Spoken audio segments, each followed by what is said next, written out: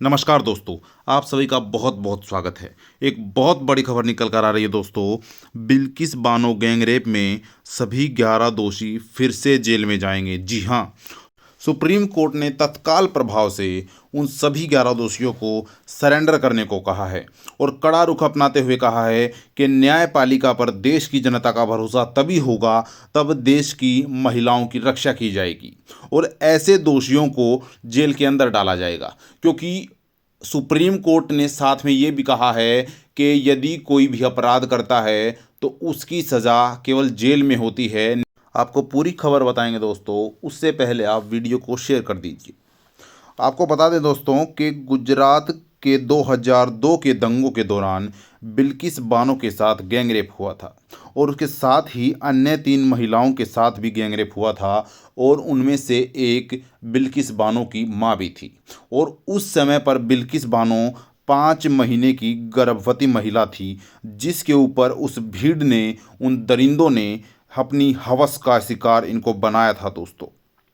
लेकिन 11 दोषियों को समय से पहले जेल से रिहा करने के राज्य सरकार के फैसले को सोमवार को सुप्रीम कोर्ट ने रद्द कर दिया है और फैसले के बाद बिल्किस बानो के घर पर पटाखे फोड़े गए हैं और बिल्किस बानो ने इसके साथ ही सुप्रीम कोर्ट का शुक्रिया अदा किया है और कहा है कि मेरा नया साल तो आज आया है।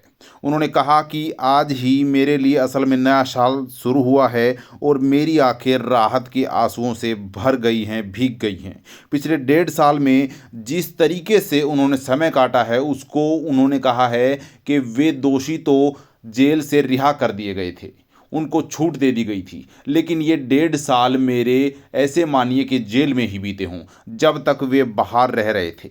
उन्होंने कहा कि मैंने अपने बच्चों को गले लगाया और मुझे ऐसा लग रहा है कि मेरे सीने से पहाड़ जितना पत्थर आज उतर गया है और अब मैं सांस भी अच्छे से ले पा रही हूँ। आपको बता दें, इससे पहले फैसला सुनाते वक्त जस्टिस BV नागरत्ना और जस्टिस उज्ज्वल भुइया की बेंच ने कहा कि सज़ा अपराध रोकने के लिए दी जाती है, पीड़ित की तकलीफ की चिंता किए बिना किसी भी अपराधी को छोड़ने के लिए नहीं।